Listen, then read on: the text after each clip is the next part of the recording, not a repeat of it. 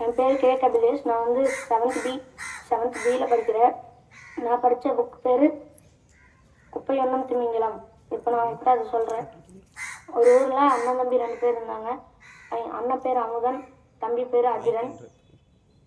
அவங்க 2 பேரும் ஒரு நாள் மீன் பிடிக்க கடலுக்கு போகலான்னு போனாங்க. அப்போ அவங்க அப்பா எச்சரிச்சிருந்தாரு, நடுக்கடலுக்கு போகக்கூடாதுன்னு. அமுதனும் அகிரனும் அங்கே தான் திமிங்கலம் இருக்குன்ட்டு நடுக்கடலுக்கு போனாங்க. ஆனால் அவங்கள சுற்றியே ஃபுல்லாக குப்பையாக இருந்துச்சு. தூரத்தில் ஒரு வாழ்த்து இருந்துச்சு.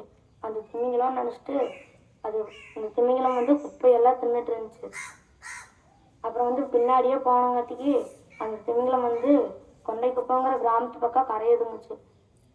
அமுதன் அதிரனோட மாமா வளவன் வந்து அங்கே ரப்பர் குழாயோட வந்து அந்த திமிங்கலத்தோட வாயில் ரப்பர் குழாயை விட்டு உள்ள இருக்கிற குப்பையெல்லாம் எடுத்தாரு.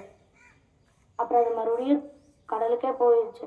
அமுதனும் அதிரனும் ஆச்சரியத்தோடு கேட்டாங்க, மாமா என்ன செய்கிறீங்க? அது வந்து திமிங்கலம் தானே அப்படின்னு கேட்டாங்க.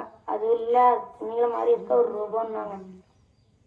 அதுக்கப்புறம் 3 பேரும் வீட்டுக்கு போகிறாங்க. வீட்டுக்கு போகிறதுக்கு முன்னாடி அமுதனும் அதிரனும், மாமா நாங்களும் படித்து முடிப்போம், நாங்களும் கடல் சார்ந்த ஆராய்ச்சியில் சிறந்து வாங்க அப்படின்னாங்க.